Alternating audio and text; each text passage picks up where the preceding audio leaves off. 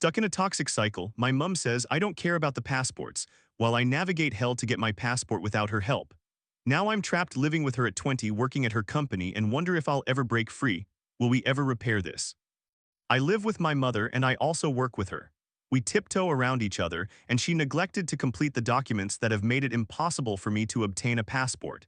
This situation puts a strain on our relationship. I am a 20-year-old female and find myself in a difficult situation. To explain the issue, you need a significant amount of background information. I originally wrote this for the infamous Reddit thread, "Am I the asshole?" But I figured it might be more appropriate here since I need advice rather than divine judgment. This is my first meaningful post, so I hope I have placed it correctly and formatted it appropriately. When I was young, my mother Carol, 57 years old, and I moved to the United Kingdom from a Western European country before Brexit, and before we were required to obtain a visa or any form of official documentation, to my knowledge. Shortly after, my mother and my stepfather purchased a house, but he passed away. She felt stuck in the United Kingdom because it would be too costly to move back and uproot our lives again. Her plan was to remain here until I completed secondary school ages 11 to 16, but since the school systems in the UK and my home country do not align, she decided to wait until after college, ages 16 to 18. During that time, I began dating a boy named Ollie, 20 years old, and we have been together for 3 years. Carol has attributed her continued presence in the UK to me and my relationship with my boyfriend, which I believe she struggles with seeing closely since she has been alone since my stepfather's death. The truth is that she does not know where she would go even if she left the UK. Even if she did have a plan, her passport has expired, so she cannot travel anywhere regardless. I feel that she needs to stop using me as an excuse for her failure to make decisions about her own life. I have expressed this to her, though not in those exact words, because she has not been alone or had to think solely about herself since she was 18, prior to having my half-sister Marnie, 38 years old. Perhaps she simply never had the opportunity to develop in a healthy way. I continue to live with her, and you may wonder, why is a 20-year-old still living at home? It is because I foolishly accepted her offer to gain experience by working at her company part-time. As a result, I cannot afford to move out, and if I were to leave my position, I would subsequently lose my housing, as my mother would feel betrayed and disappointed. Our relationship is very fragile. She will offer assistance, such as driving me somewhere, but later remind me that she did it on her own time, saying, "Well, I drove you there on my own time. I could have been doing something else instead," even after I have expressed my gratitude. This has led me to deliberately avoid accepting the help she offers because I cannot shake the feeling that it will be used against me. I find solace in the fact that my older sister, Marnie, has confided in me that she feels the same way and has had similar experiences, opting to maintain minimal contact. Additionally, my tone is often interpreted as rude or abrupt. For example, when I say, "No, I do not want a cup of tea," in a flat tone, she responds, "Now there is no need to be snappy," and just like that, the mood is ruined for the evening. This occurs even when Ollie is over at our house, and understandably, he does not visit often. It is also important to mention that she does not get along with Ollie's parents, John, in his 50s, and Sarah, also in her 50s, after I walked away following an argument, which I would not have done if the front door had not been locked when I returned from cooling off and went to their house. His parents allowed me to choose whether to inform her about my whereabouts or not, as I was an adult at that point, and they have significantly different parenting styles compared to Carol. Working for her has introduced an unhealthy dynamic into our relationship. She is entirely unprofessional. She works from home and often calls the office regarding tasks but then gets distracted, proceeding to rant about politics, most recently about United States tariffs, which I acknowledge is relevant but often spirals into conspiracy theories or about recent disagreements with her friends. It would not be so bad if she did not also declare that the task she called to discuss the other day should have already been completed. I have had the threat of being fired thrown at me over personal disagreements numerous times. On the same work call, she says, "No, I do not need your input, you just need to write down the information for this project the way I want it." Simultaneously, she tells me, "You should show more initiative, I should not have to dictate exactly what I want, that is a waste of time." I could write an entire post about work-related antics, but I digress. Despite this, just once she mentioned how challenging it would be to terminate my employment due to the power imbalance. I understand that she too is in a position where it would be impossible to exit this situation without causing hurt feelings. After a heated argument during my personal time and her work time, she expressed her intention to terminate the current project that I have been working on with her for the past year. I made it clear that upon cancellation or conclusion of the project, I would be resigning. Carol was displeased and stated, "Well, then I do not know why I am bothering to try and build anything here." I am exhausted by this entire situation and by attempting to gently guide her towards positive change. regarding the matter that prompted me to write this post. In 2022, in an effort to obtain my provisional driver's license, I decided to apply for settled status under the European Union Settlement Scheme, also known as indefinite leave to remain, without her assistance once I turned 18. Since I was applying past the deadline, I had to provide evidence explaining why I did not apply on time, which required me to navigate many legal hurdles to obtain the necessary documents. At that time, she showed no interest in assisting or resolving her own situation. I had been requesting her help for a year prior to that without success. Ali and his parents supported my efforts by driving me to appointments with the Citizens Advice Bureau and my former schools. In January of this year, I traveled to the closest consulate of my home country to apply for a passport, as mine was set to expire. To renew a passport for the first time after turning 18, you need your parents' passport and evidence of their right to reside in the United Kingdom. My father is deceased, so that was straightforward. All I had to do was provide a death certificate, which was simple. My mother, however, is a different matter. Her passport has expired, and she has no proof of her right to live in the United Kingdom. At this rate, I will receive my passport only after she passes away from old age. It sounds selfish, perhaps it is, but I am striving to be independent and yet remain trapped because of the choices she has made and the actions she has neglected to undertake. There are obviously deeper emotions at play than just this situation. After returning from the embassy, which is 2 hours away, she expressed her disappointment, to put it mildly, that I did not arrange an appointment for her or do it together, and that she would have reasoned with the person handling our applications. That is not how it works.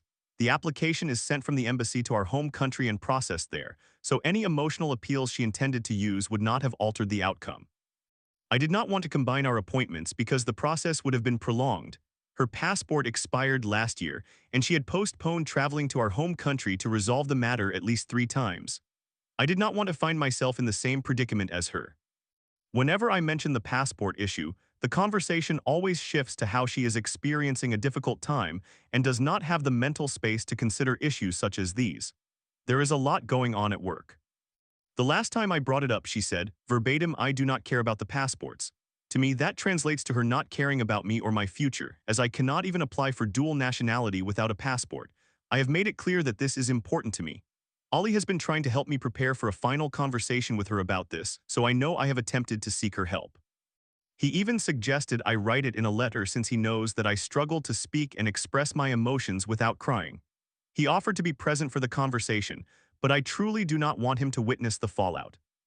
After I began writing this post, I received an email from the intermediary business handling my application, informing me that it was on hold, when I had previously believed it to have been rejected due to missing documents. I responded to explain the situation, and they have forwarded it to my home country's ministry. Following this, I want to emphasize that I am not seeking advice regarding this matter, but included it for relevant context about my relationship with my mother. This represents just my perspective on our relationship, and I acknowledge that I am not the easiest person to live with. I would be remiss if I did not mention my shortcomings, and clearly something is wrong with me if I have genuinely contemplated whether or not to report her for deportation.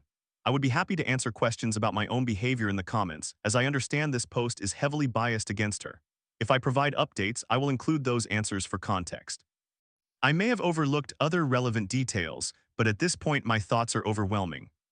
I simply want to have a healthy relationship with my mother, but I do not know how to address these issues or how to process my own emotions so that I no longer harbor such resentment for the position she has placed me in. Our relationship fluctuates daily. Story 2.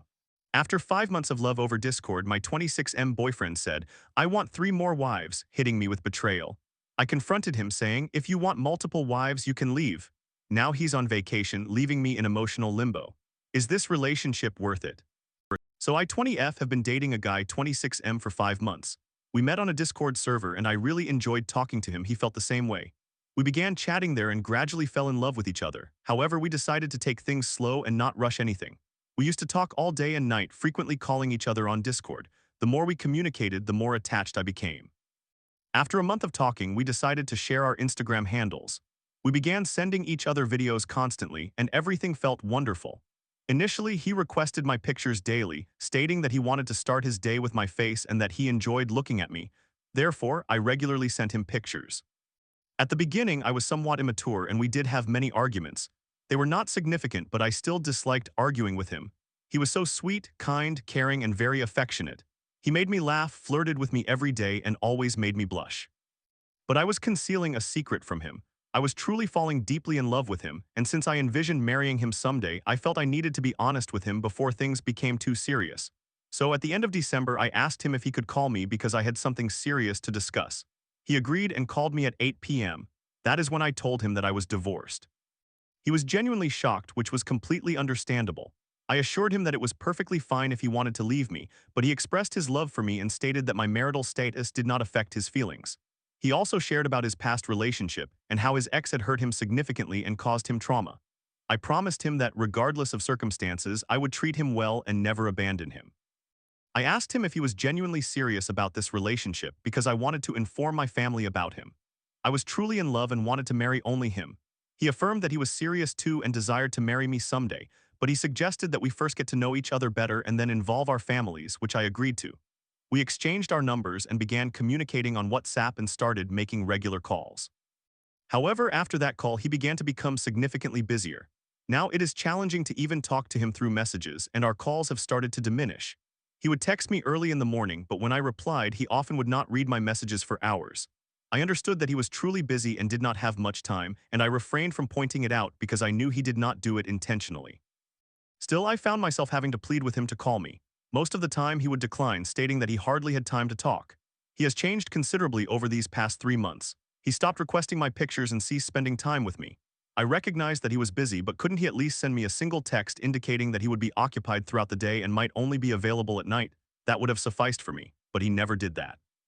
He also stopped informing me about where he was going or who he was with. He would go out with friends or family, and I would only find out after I inquired. He became quite moody and started speaking harshly and rudely, which hurt me deeply. At times, I would cry at night after reading his messages because of how much he had changed. I attempted various times to communicate with him, but he consistently avoided the conversation. He rarely opened up about what he was feeling, and it began to become increasingly difficult for me to cope. I never wanted to accuse or blame him. I merely wanted him to understand me and my feelings.